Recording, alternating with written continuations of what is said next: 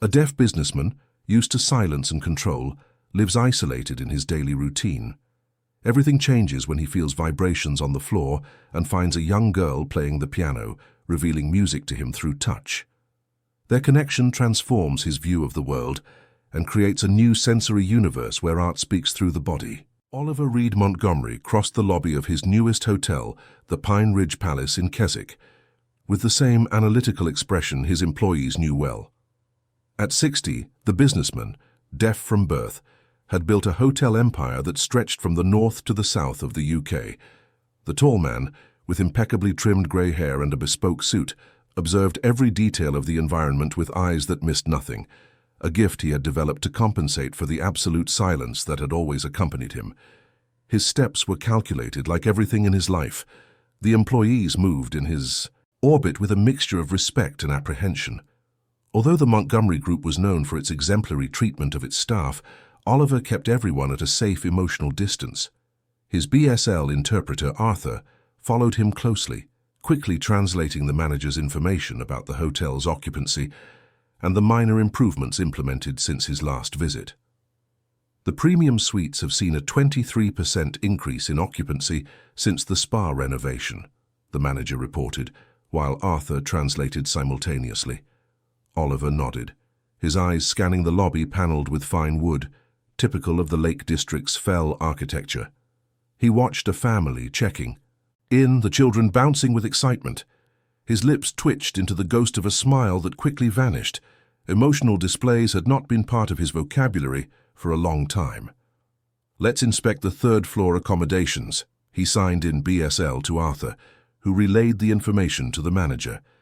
As they walked, Oliver thought about how different this hotel was from the others in his chain. The Pine Ridge Palace was a recent acquisition, a traditional establishment he had decided to maintain with its original charm, without transforming it into the ultra-luxurious standard of his other properties. On the third floor, the inspection proceeded meticulously. Oliver checked every detail, from the tension of the curtains to the alignment of the paintings on the walls. It was this obsession with perfection that had made him one of the most respected hoteliers in the UK. For a man who had never heard a single sound, he knew exactly how to create environments that pleased all the other senses. It was during the inspection of the last room that the unexpected happened. While testing the firmness of a mattress on one of the beds, Oliver felt a sharp pain in his right foot. A blister formed by the new Italian shoes he was wearing had burst. A trivial occurrence for anyone else, but a considerable disruption for someone who rarely deviated from his schedule. "I need to take a break," he signed to Arthur. "I'll be back in 15 minutes. The interpreter nodded, concerned by his boss's uncomfortable expression, but he knew better than to offer unsolicited help. Oliver went down to the second floor, limping slightly, in search of an empty room where he could sit and attend to the nuisance. He found a small, apparently unused waiting room at the end of a side corridor. It was a modest space with a few armchairs and a coffee table. He sat down, removed his shoe and sock, and examined the burst blister with irritation, an unwelcome setback in his perfectly timed agenda. It was then that something unusual caught his attention, a subtle vibration, almost imperceptible in the floor beneath his feet. Oliver frowned, intrigued. He placed his hands on the floor, feeling the vibrations more clearly. They were rhythmic, patterned, coming from somewhere nearby. Momentarily forgetting the discomfort in his foot, Oliver put his sock and shoe back on and followed this new sensation. The vibrations guided him to a door at the end of the corridor, an area that was not on his inspection schedule. He stopped before it, hesitant. For the first time in decades, he was doing something completely unplanned. He pushed the door open gently and found himself in a small room that seemed to have been adapted as a music area. A grand piano, visibly old but well-maintained, occupied the center of the space, and sitting before it was a teenage girl. The young woman was about 15, with olive skin and curly hair tied up in a makeshift bun. She wore a simple t-shirt and jeans, her hands moving delicately over the instrument's keys. She was so engrossed that she didn't notice Oliver's presence immediately. The businessman stood motionless, fascinated not by what he saw, but by what he felt. The vibrations that had brought him there emanated from that piano. Each note the girl played generated waves that reverberated through the floor and reached him, creating a sensory experience he had never had before. The young woman finally noticed his presence and stopped playing abruptly, startled. The vibrations ceased, and Oliver felt a strange sense of loss. "I'm sorry, sir," she exclaimed, standing up quickly. "I shouldn't be here. My mum works in housekeeping and—" She trailed off when she noticed the man wasn't responding, just watching her intently. Then, her eyes widened in understanding. "Are you deaf, sir?" she asked, gesturing instinctively. Oliver nodded, surprised by the girl's quick perception. He took the notepad he always carried in his jacket's inner pocket and wrote, "Please keep playing." The girl read the note and smiled, a luminous smile that transformed her face. She gestured for him to approach the piano and wrote in her own school notebook, "My name is Sophia. I can show you something amazing." Sophia sat back down at the piano bench and, to Oliver's surprise, moved over slightly, leaving space for him to sit beside her. When he hesitated, she extended her hand, inviting him to join her. There was a spontaneity in the young woman that disconcerted Oliver, who was accustomed to the formal deference his position commanded. After a moment of indecision, he accepted the invitation, sitting next to her on the narrow bench. Sophia began to play again, this time a more intense melody with deep chords.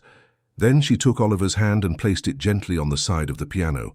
It was as if a new world had opened up. The vibrations traveled through his fingers, up his arms, and into his chest. Oliver closed his eyes, concentrating on this unfamiliar sensation. For the first time in his life, he was feeling music. Sophia carefully watched the reactions of the man beside her. When Oliver opened his eyes, there was something different in them, a glimmer of discovery, of restrained emotion.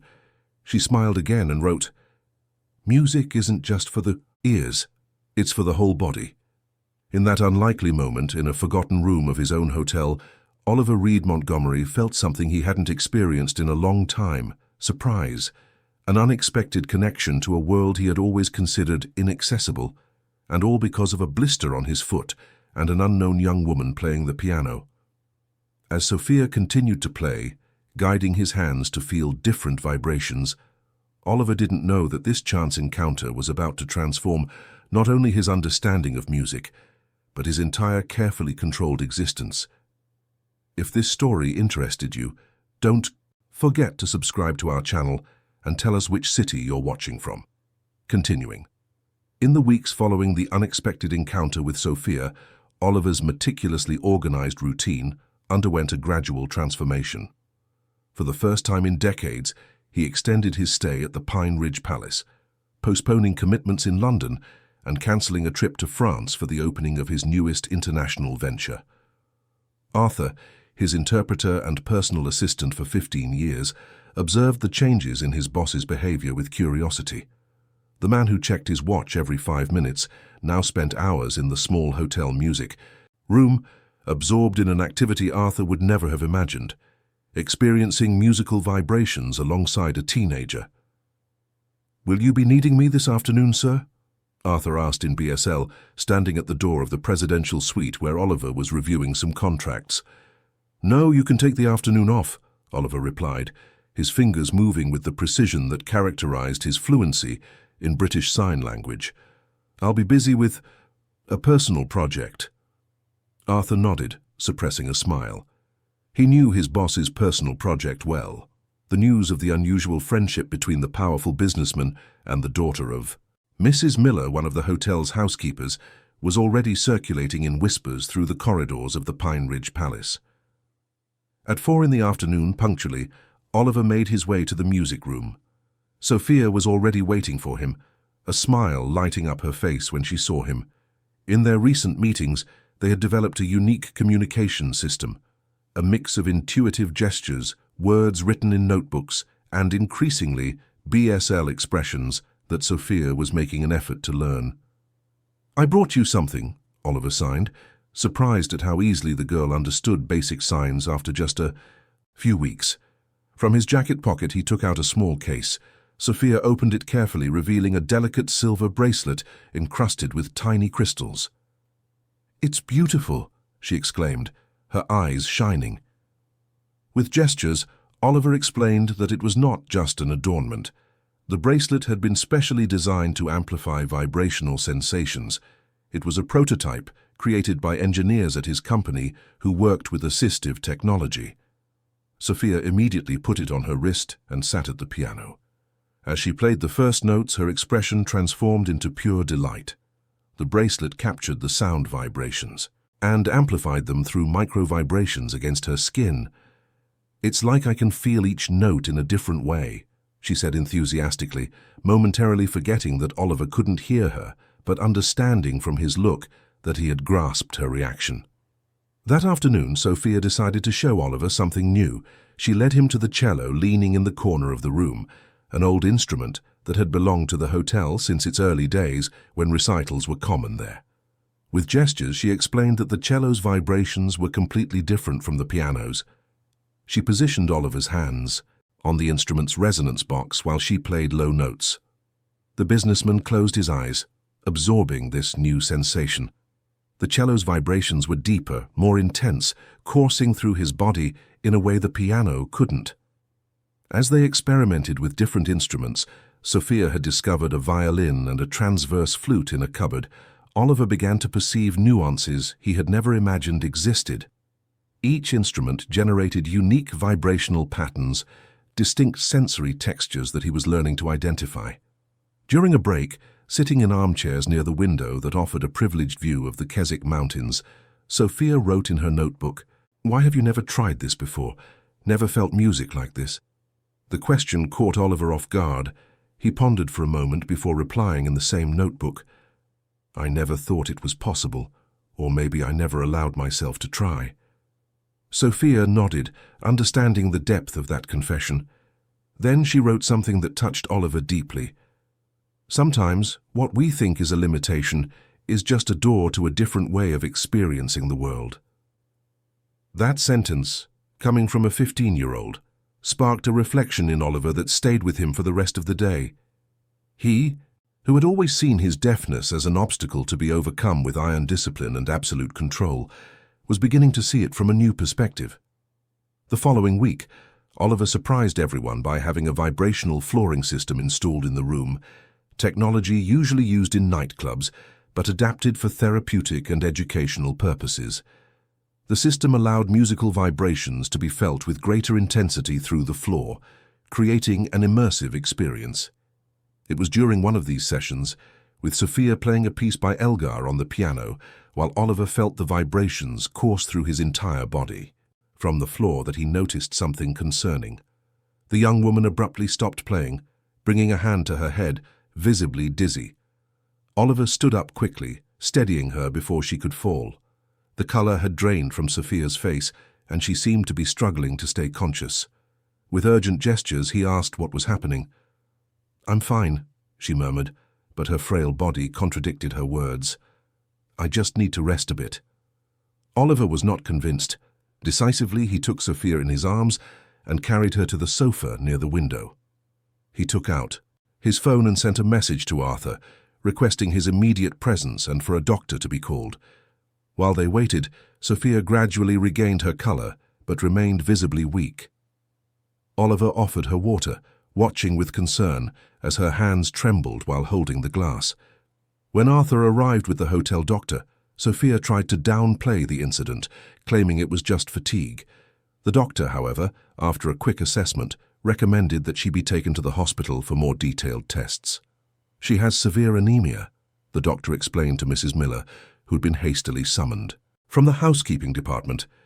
"The symptoms suggest it could be something more serious than simple iron deficiency anemia." Oliver, observing the worried exchange of glances between the doctor and Mrs. Miller, realized there was more to this story than a passing indisposition. With Arthur's help as an interpreter, he insisted on knowing exactly what was happening. It was then that Mrs. Miller, with tears in her eyes, revealed that Sophia had been diagnosed with aplastic anemia 6 months ago. The rare disease, characterized by the bone marrow's inability to produce enough blood cells, required specialized treatment that was beyond the family's financial means. "We're on the NHS waiting list for a hematology specialist," she explained, her voice choked with emotion. "But the wait can be long, and her condition has been getting worse in recent weeks." Oliver felt an emotion he hadn't experienced in a long time: indignation. The idea that this brilliant young woman, who had opened the doors to a world of sensations he had never before experienced, could be suffering without proper treatment due to financial issues was unacceptable. That same night, after Sophia was taken to St. Luke's Hospital for observation, Oliver made a decision that would change not only the young woman's life, but also the course of his own plans. On his laptop, he began researching aplastic anemia, available treatments, and the best specialists in the country. Arthur, entering the suite to bring some documents that needed signing, found his boss engrossed in medical articles and websites of foundations supporting patients with hematological diseases. "I'll need you to make some calls tomorrow," Oliver signed, a renewed determination in his eyes. "I want the best doctors, and I want it to be discreet. No one is to know I'm involved." As Arthur nodded, surprised by the intensity of Oliver's involvement, the businessman was already visualizing his next step. Sophia had shown him a new world through musical vibrations. Now, it was his turn to ensure she had every opportunity to continue her journey. The chance encounter in a forgotten room of the Pine Ridge Palace had triggered something Oliver hadn't experienced in decades: the genuine desire to help someone, not out of obligation or self-interest, but out of an authentic human connection that transcended the silence that had always defined his existence. The London clinic was a world apart, with its immaculate, white walls and state-of-the-art technology. On the 10th floor, the hematology wing had received a special patient, Sophia Miller, 15 years old, diagnosed with severe aplastic anemia. The transfer from the hospital in Keswick to the best medical center in the country had occurred with surprising speed, courtesy of an anonymous benefactor. Mrs. Miller was still trying to process the turn her life had taken in the last 72 hours. From the anguish of seeing her daughter collapse again, to the astonishment of being informed that Sophia would be transferred to London on a private jet, with all medical expenses covered. "This is so kind of you, Mr. Montgomery," she said, wiping away the tears that insisted on falling. "I don't know how to thank you." Oliver watched the woman through the glass window of the waiting room. Arthur translated her words, but the businessman could read the gratitude on Mrs. Miller's lips and in her gestures without needing an interpreter. "Don't mention my involvement to anyone," he signed, and Arthur translated. "Officially, it's a foundation supporting young talents that is funding the treatment. I don't want publicity." The truth was, no such foundation had existed until 3 days ago.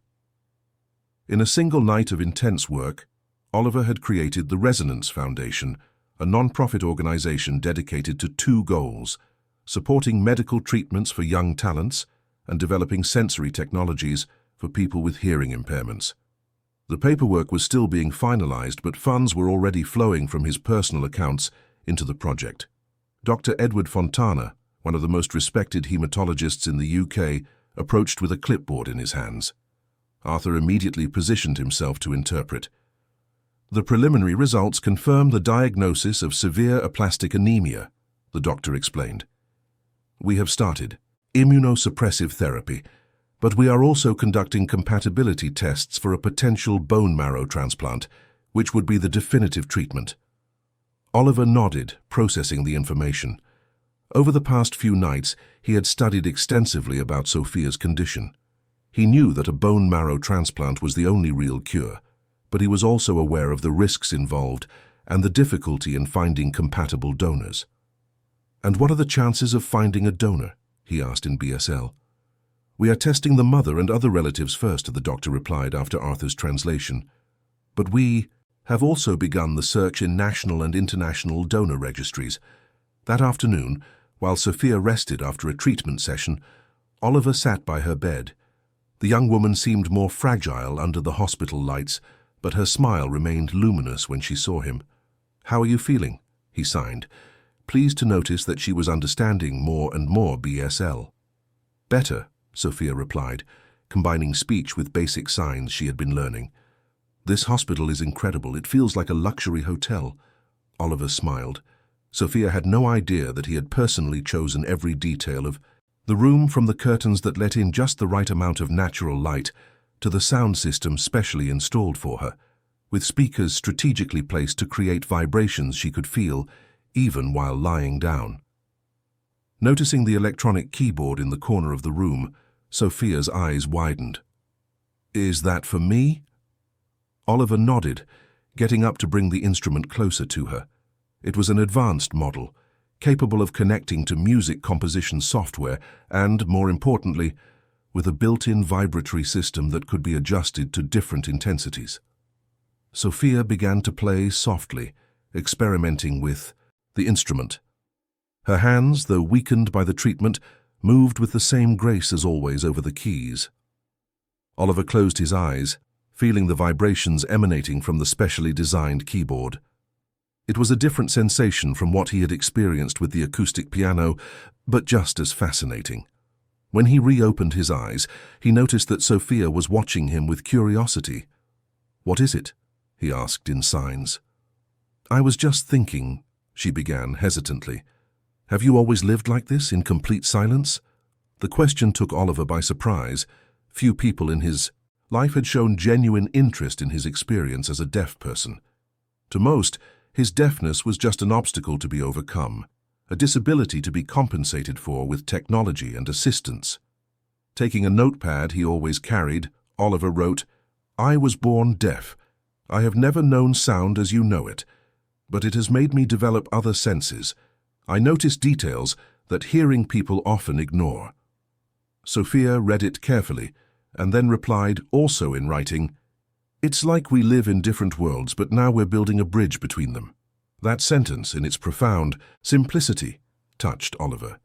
He had spent decades building a financial empire, surrounding himself with luxury and power, but he had never considered building bridges to other sensory experiences.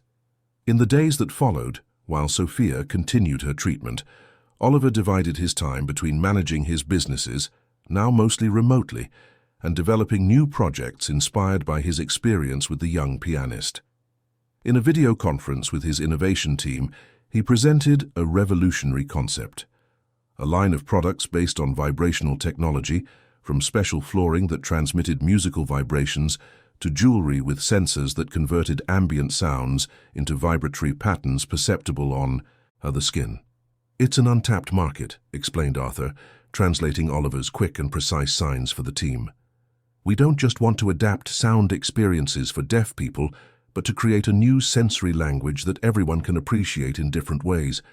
The team was enthusiastic but also surprised.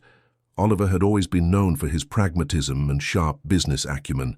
This new project, though promising, revealed a side of him that few knew: his sensitivity. As the Resonance Foundation took shape and the sensory technology projects advanced, Oliver faced the first significant obstacle on his new path. During a visit to the London Association of the Deaf, where he went to present his project for a multi-sensory cultural centre, he met with unexpected resistance. "With all due respect, Mr. Montgomery," signed Patricia Vance, the association's president, in fluent and incisive BSL, "what you are proposing sounds more like an attempt to fix deafness than to value our culture and identity." Oliver, caught off guard by the criticism, realized he had never considered the perspective of the deaf community as a cultural group with its own identity. For him, who had grown up isolated, in his condition, forcibly integrated into the hearing world by well-intentioned but uninformed parents, deafness had always been a challenge to be overcome, not an identity to be celebrated. "Explain further," he requested, genuinely interested. "Many of us don't see deafness as a disability to be corrected," Patricia explained. "It's part of who we are. We have created our own art, literature, and cultural expressions. When projects are developed only to give us access to hearing culture, without valuing our own, it reinforces an ableist view." That conversation sparked a silent revolution in Oliver's mind. For the first time, he was confronted with the idea that his own view of deafness might be limited by preconceptions. That night, in his apartment in Knightsbridge, one of London's most exclusive neighbourhoods, Oliver stayed up late, reflecting on the meeting. He browsed the internet, reading articles on deaf culture, deaf art, and movements to value sign language as a cultural heritage.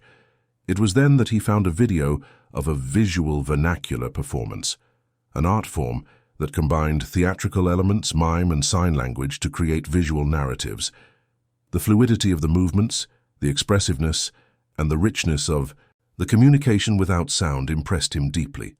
This was not an adaptation of hearing culture for the deaf. It was an art form born from the deaf experience. Oliver realized that his project for the Cultural Center needed to be rethought. Instead of just creating a space where deaf people could feel music, why not develop a place that celebrated both sound and visual arts, a true meeting point between cultures? The next day, he called a meeting with Patricia Vance and other representatives of the deaf community.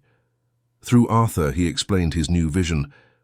"I don't want to create a space where deaf culture is merely a guest. I want this to be a project built in partnership, where different artistic and sensory expressions have equal value." The proposal to create an advisory committee with representatives from the deaf community having real decision-making power over the project was met with cautious approval. Patricia, still skeptical but intrigued, agreed to participate. Meanwhile, at the London clinic, Sophia was showing signs of a positive response to the initial treatment. Her blood cell counts had improved slightly, and the doctors were optimistic. During one of his visits, Oliver found the young woman studying sheet music with a concentration surprising for someone in her condition. "What are you doing?" he asked in BSL, increasingly fluent in his communication with Sophia. "I'm composing," she replied with a shy smile. "A special piece, to be felt, not just heard." Intrigued, Oliver sat beside her. Sophia explained that she was creating a composition that explored different vibrational patterns, specifically designed to be appreciated through touch.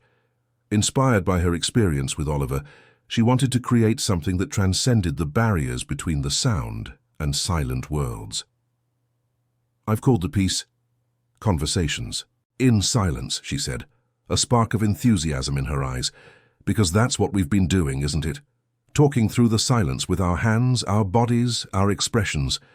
At that moment, watching Sophia's determined face, Oliver felt an emotion he hadn't experienced in decades: pride. Not pride in his own achievements, but an almost paternal pride in the talent and sensitivity of this young woman who, facing a potentially fatal condition, still found the strength to create beauty. The businessman who had always controlled every aspect of his life was beginning to realize that some of the most meaningful experiences were precisely those that could not be planned or controlled. Like the unexpected encounter with Sophia, which was now transforming not only his understanding of music, but his perception of himself as a deaf person and his vision of the power of art as a bridge between different ways of being in the world. Oliver's apartment occupied the top 2 floors of an exclusive building in Hampstead, overlooking Hampstead Heath. Despite its luxury and spaciousness, it was a space that felt more like a design showroom than a home. Minimalist surfaces, neutral tones, and carefully selected. Contemporary art pieces made up an aesthetically impeccable but cold environment. On that Sunday afternoon, however, something had changed. Spread across the main living room floor were dozens of cardboard boxes, some yellowed with age, all identified with the elegant handwriting Oliver would recognize anywhere: the script of Helen, his late wife. Helen Reed Montgomery had been a talented violinist, a graduate of the Vienna Academy of Music. They met when Oliver, then a young, rising entrepreneur, traveled to Austria on business. Their meeting in a cafe near the Opera House resulted in an immediate connection that defied all communication barriers. They married 6 months later and remained together for 12 years until a cerebral aneurysm took her suddenly 15 years ago. Sitting among the boxes, Oliver held a framed photograph. In it, a smiling Helen with curly brown hair held her Guarneri violin, a rare 18th century instrument that had been a wedding gift from Oliver. The photo had been taken during her last public performance, 6 months before her unexpected passing. Agatha, the housekeeper who had worked for Oliver for 2 decades, watched discreetly from the living room entrance, surprised by the unusual scene. Her employer never touched Helen's belongings which were carefully preserved in a storage unit in the building's basement, until today. "Do you need anything, sir?" she asked, knowing Oliver could read her lips perfectly. He shook his head, but then seemed to change his mind, and with gestures asked for a coffee. As Agatha left to prepare the drink, Oliver turned his attention to one of the larger boxes. Opening it, he felt a tightness in his chest. Helen's violin case lay there, intact, as if waiting for her to return at any moment to play it. With reverent care, Oliver lifted the case from the box and opened it. The Guarneri was still magnificent, its amber varnish gleaming in the natural light that flooded the room through the large windows. Beside the instrument, he discovered something he didn't remember storing, a golden flash drive with the initials HRM, Helen Reed Montgomery. Intrigued, he connected the device to the laptop he kept on the coffee table. Inside was a single folder titled For Oliver, containing video files numbered chronologically. The first was dated 3 months before Helen's passing. Upon opening the file, his wife's face filled the screen. Helen smiled directly at the camera, her green eyes overflowing with affection. Although he couldn't hear her voice, Oliver perfectly remembered its soft timbre and the way she always spoke slowly and clearly, so he could read her lips. "Oliver, my love," she began, and he could almost feel the cadence of her words. "I'm recording these videos as a special project. I know you've never been able to hear my music the way other people do, but I've always believed there are many ways to feel art." Helen then explained that she had begun studying how sound vibrations could be perceived by deaf people. She was working with an acoustic physicist to develop a method that would allow Oliver to feel her music more deeply. Each video in this series features a piece of music associated with an important moment in our lives. Along with each recording, I've developed a vibrational map that perhaps one day, with the right technology, will allow you to feel what I'm playing. Oliver paused the video, an overwhelming emotion taking hold of him.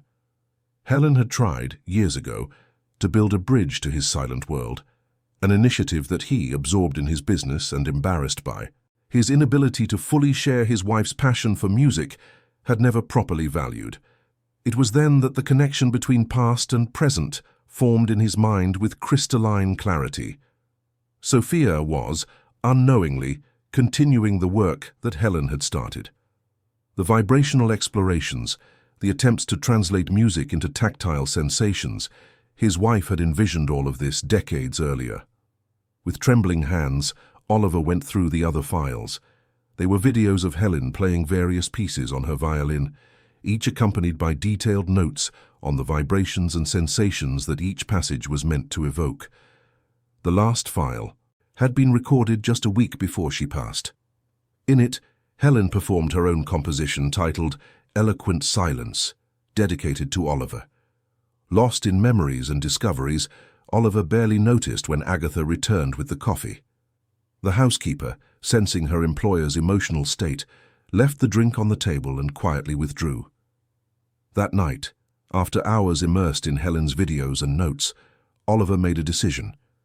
The Guarneri violin, stored for years in its case, would make music again, and he, for the first time, would truly try to connect with the art his wife had so loved.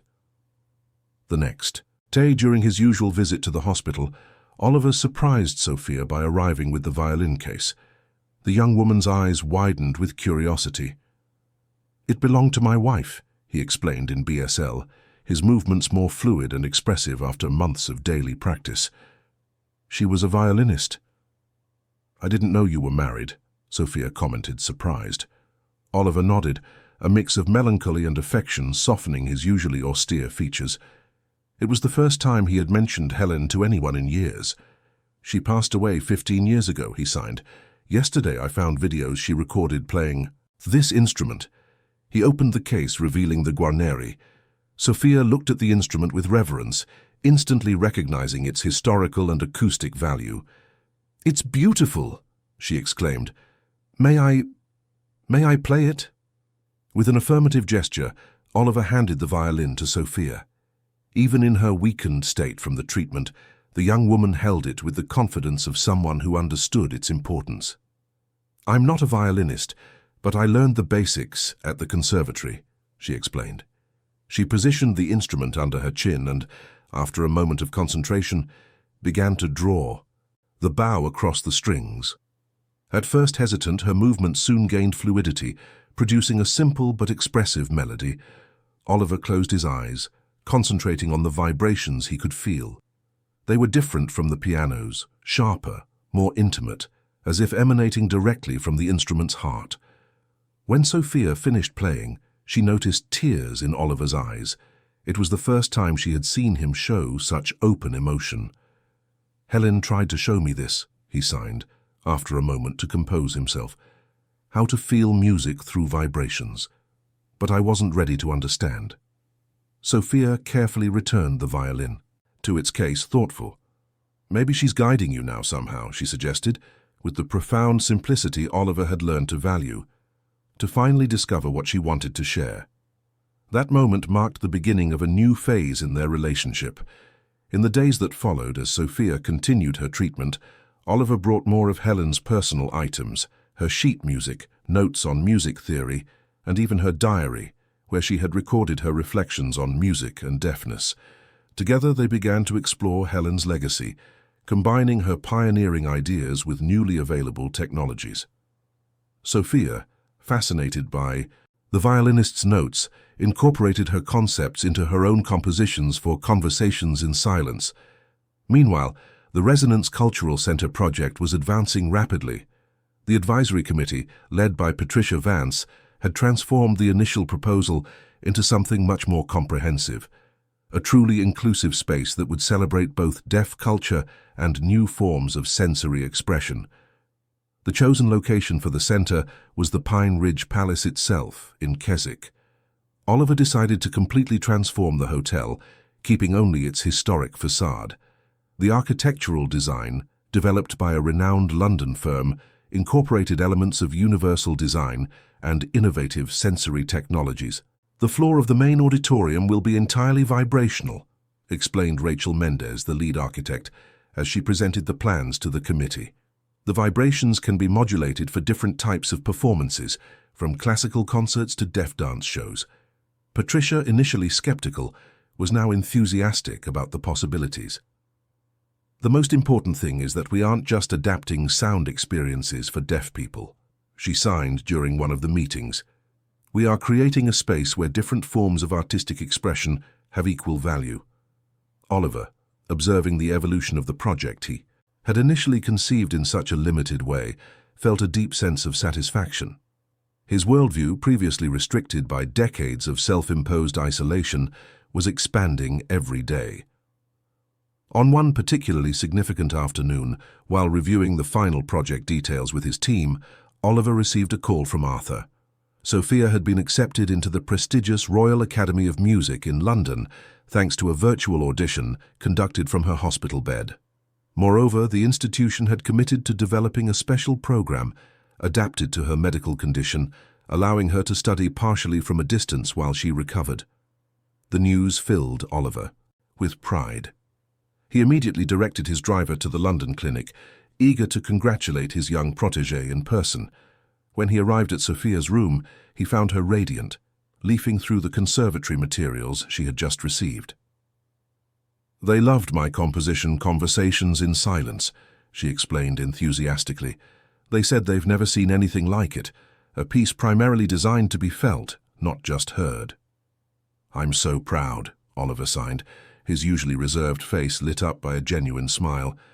"I want the piece to be performed at the Cultural Centre's opening," Sophia continued, her eyes shining with determination. "I'm working on a special version, incorporating elements of Helen's music and expressions of deaf culture." The mention of Helen's name stirred a wave of emotion in Oliver. He felt, somehow, that his wife had orchestrated this unlikely encounter with Sophia, as if she had planted a seed 15 years ago that was now finally blossoming. "She would have loved you," he signed, with gentle movements that conveyed the full depth of his feelings, "and she would love to know that her violin is making music again." Sophia smiled, understanding the meaning of those words. Without needing to be said, they both knew they had formed a connection that transcended music, vibrations, or any tangible element.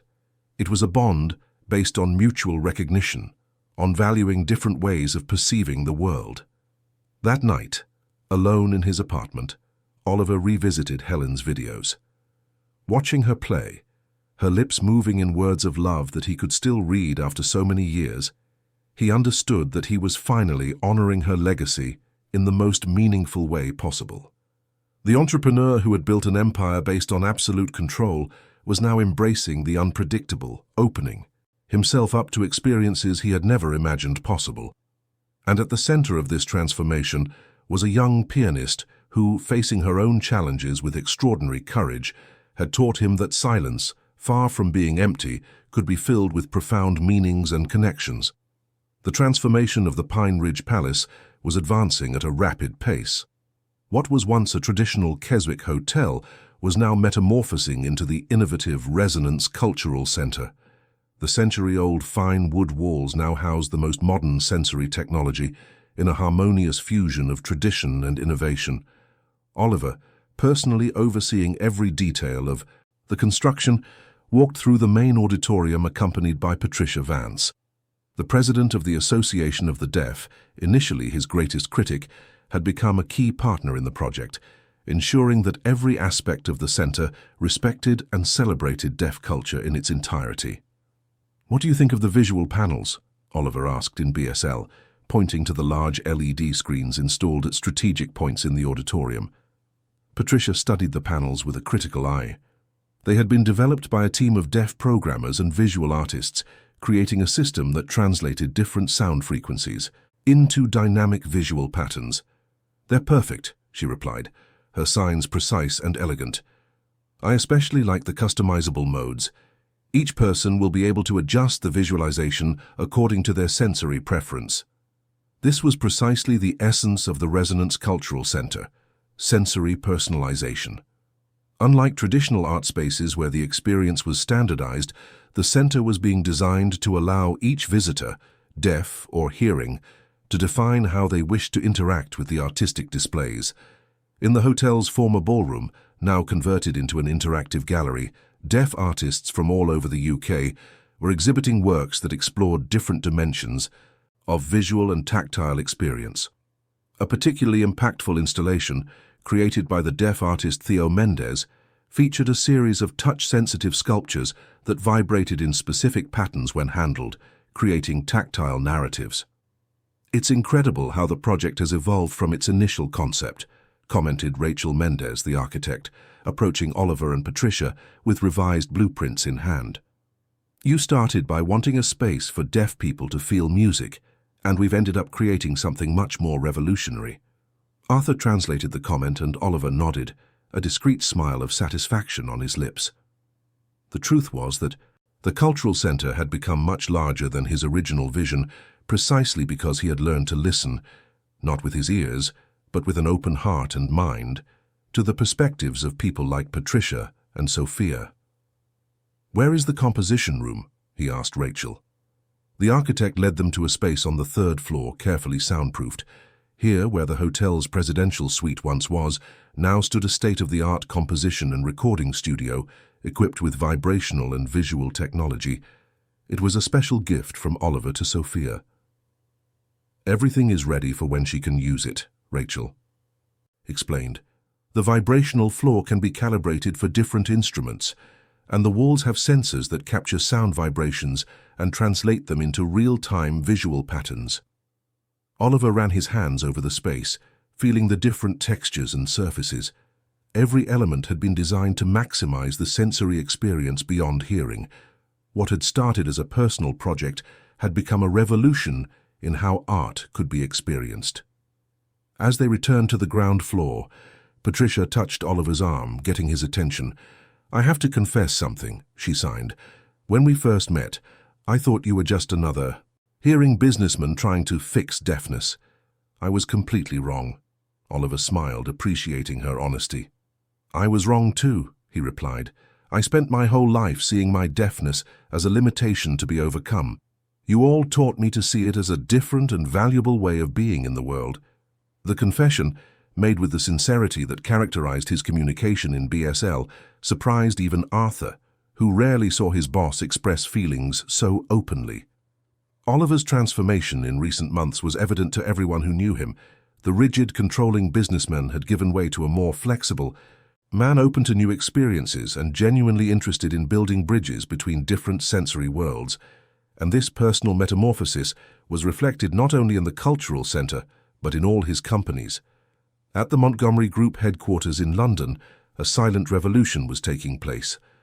Oliver had implemented accessibility policies in all his hotels, hired more deaf and disabled employees, and created a specific department to develop inclusive technologies. What had begun as a personal project had expanded throughout his entire organization. That afternoon, after the visit to the cultural center, Oliver returned to London for his daily visit to Sophia at the hospital.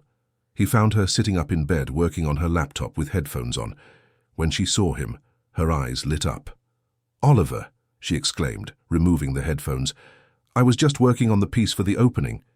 In recent months, their relationship had evolved into a deep friendship.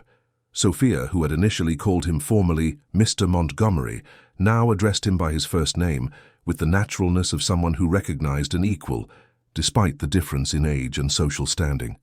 "How are you feeling today?" he asked, noting with satisfaction that she looked rosier than in previous days. "Better," Sophia replied, combining speech with BSL signs, which she now commanded with considerable fluency. "Dr. Edwards said my results are improving, and I have amazing news." With contagious enthusiasm, she explained that her mother, Mrs. Miller, had been identified as a compatible donor for the bone marrow transplant. The match wasn't perfect, but it was good enough for the doctors to consider the procedure viable. "If all goes well, I can have the transplant in 2 weeks," she continued, her eyes shining with hope. "And after a recovery period, I might be able to be there in person for the cultural center's opening." The news filled Oliver with joy. He had followed every stage of Sophia's treatment, experiencing both the progress and the setbacks, always fearing that her fragile condition could deteriorate at any moment. The possibility of the transplant represented a concrete light at the end of the tunnel. "That's wonderful," he signed, his usually restrained face now open in a genuine smile. "Your mother must be thrilled." "She's ecstatic," Sophia confirmed. "She says it's the least she can do after everything that you've done for us." Oliver made a dismissive gesture. He never felt comfortable receiving thanks for the financial help he had provided to Sophia's family. For him, the real debt was his. The young woman had given him far more than he could ever repay, opening doors for him to a world of sensory experiences and human connections he had spent his life ignoring. "I need to show you something," Sophia said, turning her laptop screen towards him. It was a digital score of Conversations in Silence, now substantially developed since Oliver had last seen it. The piece had evolved into a complex multi-sensory composition, integrating conventional music, specific vibrational patterns, and a visual notation for sign language dance. "I've invited a group of deaf dancers to participate in the opening performance," she explained. "They will translate the music into movement, creating an additional layer of visual expression." Oliver studied the score with admiration. What had begun as an experimental exercise had transformed into a sophisticated work of art that challenged conventions and integrated different forms of expression. "It's extraordinary," he signed, genuinely impressed. "You've created something completely new." Sophia smiled, pleased with the recognition. "I couldn't have done it without Helen's notes," she said. Her ideas on how different musical frequencies can be translated into tactile sensations were fundamental. The mention of Helen now brought a sweet melancholy to Oliver, no longer the sharp pain that for years had prevented him from even speaking her name. Through Sophia, he felt reconnected to the creative and generous spirit of his late wife. "I found some more of her videos yesterday," he commented. In one of them, she's explaining how different string instruments produce distinct vibrations. "I think you'd like to see it." "I'd love to," Sophia replied, her eyes shining with interest. "I've been trying to incorporate those nuances into the composition, but it's a challenge to translate something so subtle." As they were discussing technical aspects of the composition, they were interrupted by the arrival of Dr. Edward Fontana. The doctor brought with him the latest results of Sophia's tests and a detailed schedule for the transplant. If we continue to see this improvement in her indicators, we can perform the procedure on the scheduled date, he explained after Arthur translated for Oliver. Sophia has been responding exceptionally well to the preparatory treatment. The doctor then turned to the young woman with an encouraging smile. I know you're eager to participate in the opening of the cultural center, but I must remind you that even after a successful transplant, we will have a long recovery period. Your physical presence at the event would depend on several factors. Sophia nodded, a serene determination in her eyes. I understand, Doctor, but I'm preparing some alternatives. If I can't be there physically, I'll participate virtually. I've already spoken with the technical team about how we could make that work. Oliver watched the exchange with admiration for the young woman's resilience. From the beginning, Sophia had refused to be defined by her medical condition, even on the toughest days of treatment when the side effects of chemotherapy left her exhausted. She continued to work on her composition, adapting to circumstances rather than surrendering to them. After the doctor left, Oliver and Sophia resumed their discussion about the piece. With animated gestures, she explained how she had integrated elements of British music into the composition, creating a unique fusion of tradition and innovation. I've incorporated rhythms from traditional English folk and modern jazz in specific sections, she explained, showing the scores on her laptop. But I've translated these rhythms into distinct vibrational patterns. It's like I'm creating a new musical dialect, understandable to both hearing and deaf people. The sophistication of Sophia's work impressed Oliver more and more. At 15, facing a potentially fatal medical condition, she demonstrated an artistic maturity and an understanding of sensory experience that many established musicians would never achieve. You should register this method, he suggested. It's a revolutionary approach that could benefit many people. Sophia reflected on the suggestion, biting her lower lip as she always did when considering a new idea. I hadn't thought of it as a method that could be replicated, she admitted. For me, it was just a way to share music with you. That simple confession touched Oliver deeply. What for him had represented a sensory and artistic revolution, for Sophia had been above all a gesture of human connection, a genuine attempt to share her passion for music with someone who experienced the world differently. At that moment, Oliver understood that the true core of the entire transformation of recent months was not the technology, the musical vibrations, or even the ambitious cultural center. It was something much more fundamental, the human desire to connect, to cross seemingly insurmountable barriers, to share meaningful experiences. As he said goodbye to Sophia that afternoon, promising to return the next day with Helen's videos, Oliver felt a growing certainty that, regardless of the medical outcome, which he still feared, despite the encouraging news, the impact of this extraordinary young woman on his life would be permanent. The businessman who had always defined himself by control and predictability was now embracing the unexpected as a source of discovery and growth. The man who had built walls around himself, fearing vulnerability, was now finding strength precisely in opening himself up to new connections and experiences. And as he drove back to his apartment in Hampstead, mentally planning the final details for the opening of the cultural center, Oliver realized that the real transformation was not in the physical spaces he was creating, but in the inner space he had learned to inhabit, a space where silence, far from being empty, reverberated with infinite possibilities of meaning and connection. The day of the Resonance Cultural Center's inauguration dawned with the Keswick sky painted in deep shades of blue, without a single cloud in sight.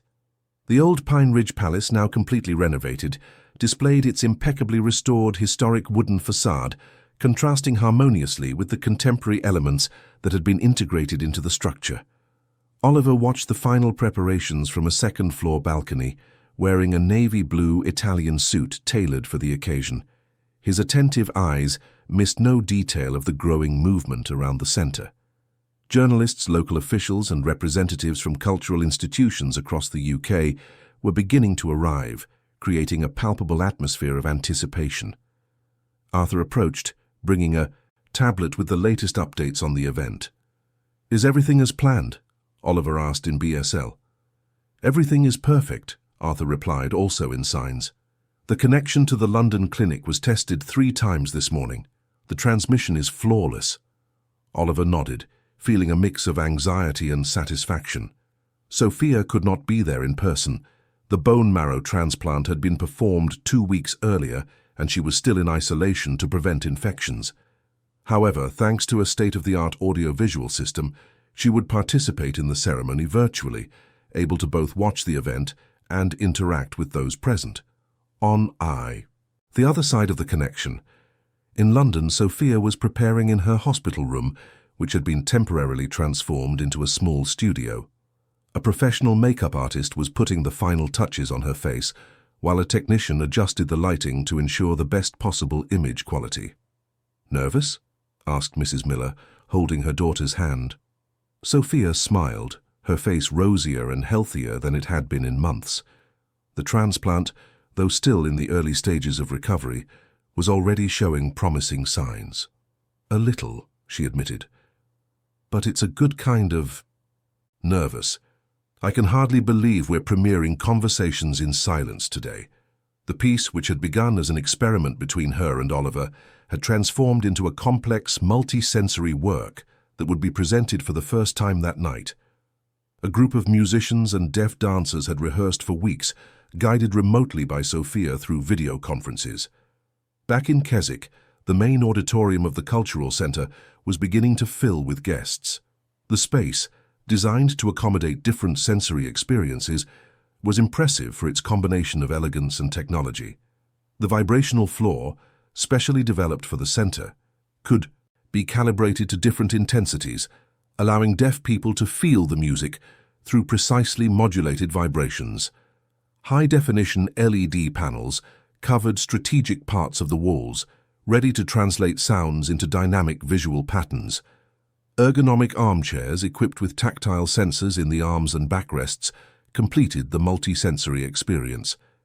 In the makeshift dressing room behind the auditorium, Patricia Vance was instructing the group of deaf dancers who would participate in the performance of Conversations in Silence. Dressed in costumes of blue and silver tones that subtly reflected the light, they would provide the visual and bodily translation of the music. "Remember, we are not just interpreting the music," Patricia signed in fluent and expressive BSL. "We are creating a new layer of meaning through movement." At 7 p.m. sharp, the auditorium lights gradually dimmed, creating an atmosphere of expectation.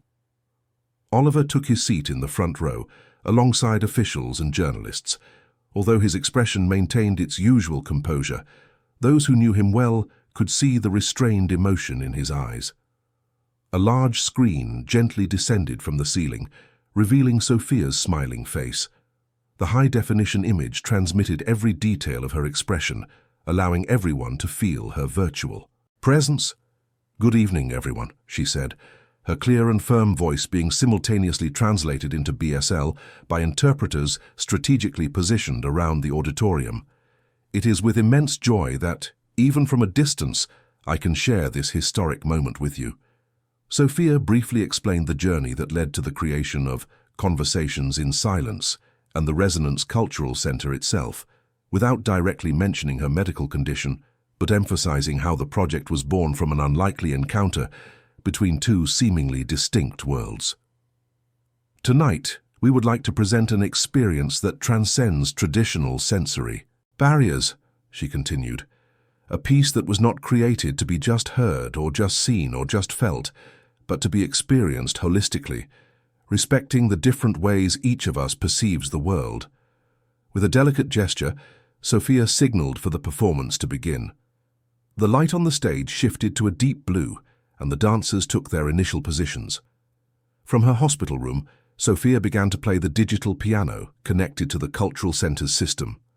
The first notes emerged, soft and hesitant like a question being formed in the silence.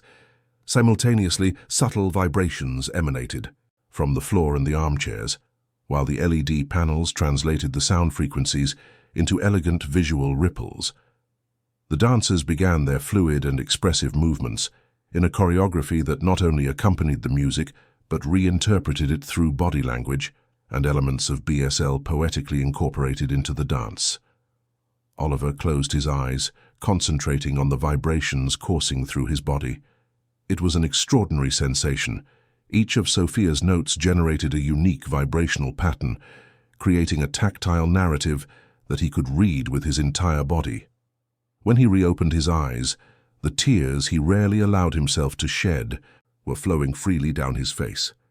The piece gradually evolved, incorporating different elements. A cellist joined Sophia virtually, adding layers of depth to the vibrations. The visual patterns on the panels became more complex, dancing in sync with the music and the dancers' movements. Halfway through the performance came the surprise that Sophia and Oliver had meticulously planned: the introduction of a recording of Helen Reed Montgomery playing the violin, recovered from the videos discovered months earlier. The Guarneri violin, now restored and in the hands of a guest musician on stage, accompanied the recording, creating a duet that transcended time and space. For Oliver, that moment represented the perfect confluence of past and present. The music that Helen had tried to share with him decades ago was finally finding resonance in his body and soul, thanks to the bridge Sophia had built between their worlds.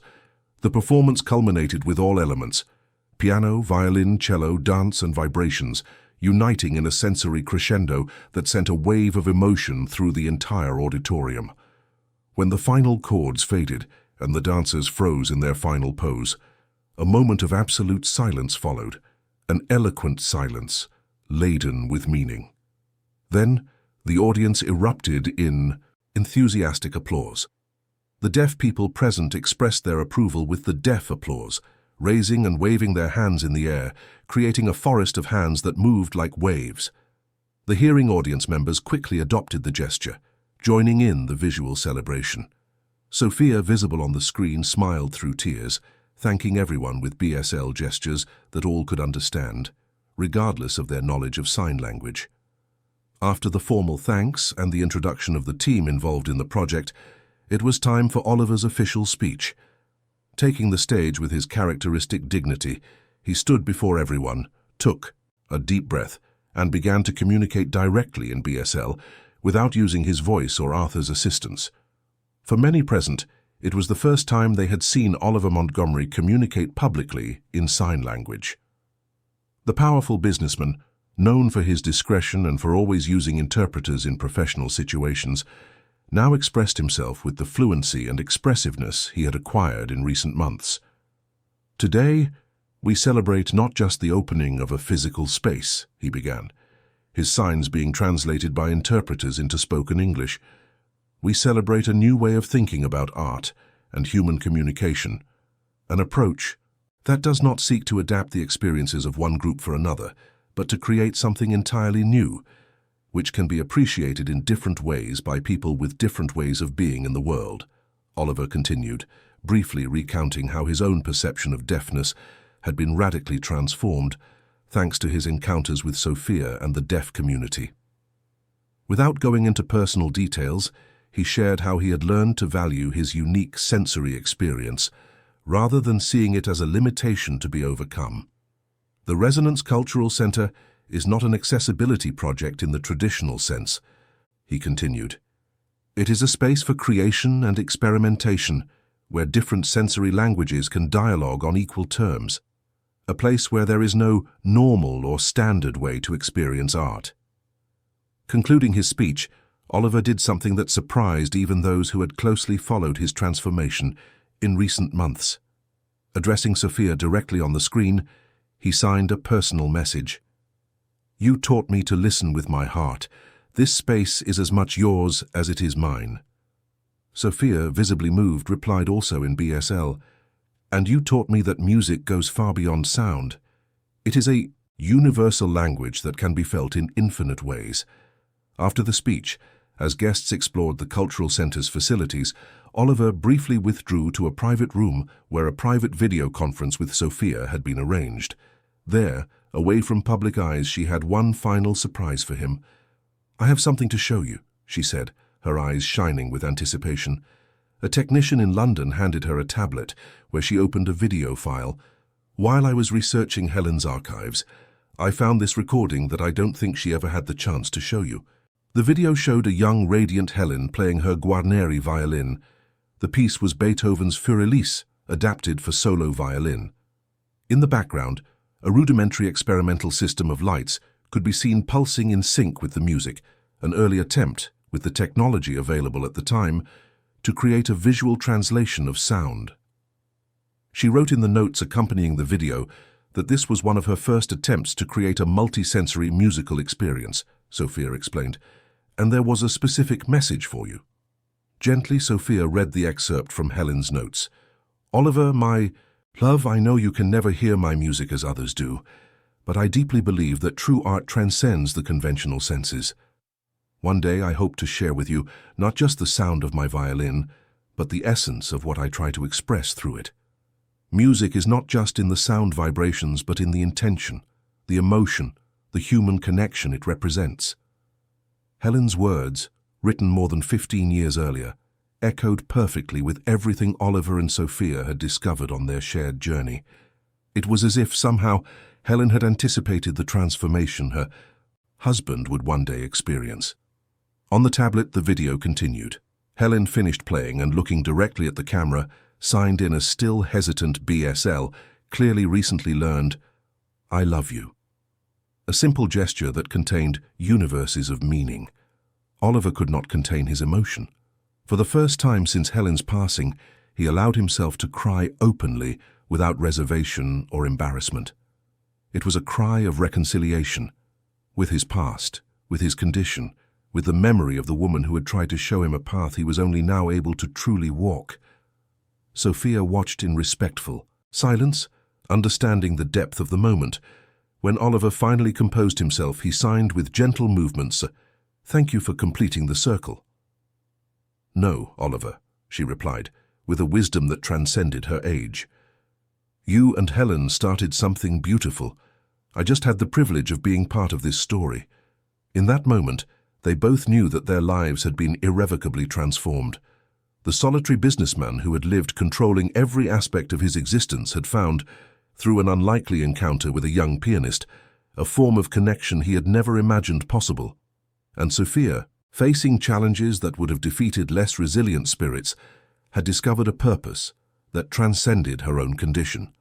Weeks later, when the doctors finally confirmed that the transplant had been successful and that Sophia's recovery was progressing better than expected, Oliver received the news with a sense of deep gratitude, not just for the favorable medical outcome, but for everything that this unexpected journey had brought him. The Resonance Cultural Center quickly established itself as an international benchmark for inclusive art and multisensory experiences. Sophia, still recovering, was already planning her formal entry into the Royal Academy of Music, where she would further develop her research into vibrational music. As for Oliver, the man who had always defined himself by control and predictability now enthusiastically embraced the uncertainty and infinite possibilities that arise when we genuinely open ourselves to others. His deafness, once seen as an obstacle to be overcome, was now understood as a unique and valuable way of perceiving the world. One afternoon, while accompanying Sophia on her first walk outside the hospital after months of treatment, Oliver watched her admiring the sunset in Hyde Park. The young woman who had taught him to hear music was now preparing for a new phase of her life, strengthened by the experiences of the past few months. "What are you most looking forward to doing when you're fully recovered?" he asked in signs. Sophia smiled thoughtfully. "I want to continue exploring this space between sensory worlds," she replied, combining speech and signs as had become her habit. "There's so much still to discover, so many bridges to build." Oliver nodded, understanding perfectly. He, who had spent 60 years living in silence as if it were a prison, had discovered, thanks to Sophia and the memory of Helen, that silence could be a universe rich with possibilities, as expressive and meaningful as any sound. Their story would continue to unfold, with new challenges and discoveries, but one certainty remained. True communication, authentic human connection, transcends sensory barriers. It happens not just through the physical senses, but through an openness to understand and value different ways of being in the world. And as the sun set over London, painting the sky in shades of orange and pink, Oliver Montgomery, the deaf businessman who had learned to feel music, finally understood that some of life's most profound experiences occur precisely in the spaces between words, between sounds, in the silent conversations that happen when two human beings truly meet. End of story. Dear listeners, we hope the story of Oliver and Sophia has vibrated in your hearts like the notes of a piano touch the soul. Just as our characters discovered that music goes beyond what is heard, our stories seek to touch something deeper in each of you. To discover other narratives that transcend the conventional senses, be sure to explore our special playlist British Sentiments, available right here. If this journey through eloquent silence touched your heart, show your support by leaving a like and subscribing to our channel. And share in the comments what moment in this story resonated most deeply with you. We will continue to build bridges between different worlds through our stories. Until next time.